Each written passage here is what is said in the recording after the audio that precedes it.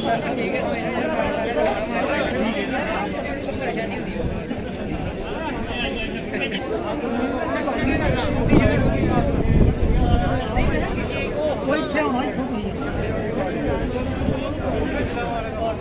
हमारे first phase की training हो रही है जो बनी और लोहाई मलार में। यहाँ पे आज 550 कर्मचारी आए हुए हैं अलग अलग क्षेत्रों से।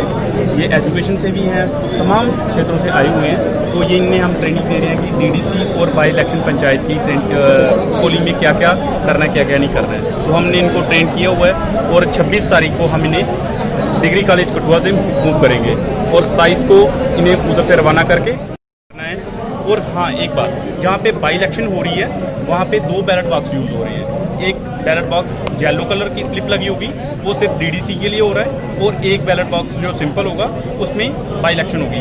हमारी फर्स्ट कॉन्स्टिट्यूंसी में बनी और लोहाई मलार में सिर्फ 11 पोलिंग स्टेशन ऐसे हैं जहाँ पे बाई इलेक्शन हो रही है। क्या क्या है ट्रेनिंग में सर हमने इन्हें पूरी फॉर्मेलिटी समझाई, कैसे इन्होंने बैलेट पेपर भरनी है, क्या इन्होंने फॉर्म फिल करनी है, कैसे इन्होंने बैलेट बॉक्स सील करना है, कहाँ पे काउंटिंग करवानी है, क्या करना है, पूरा इन्होंने प्रोसेस समझाया हमने।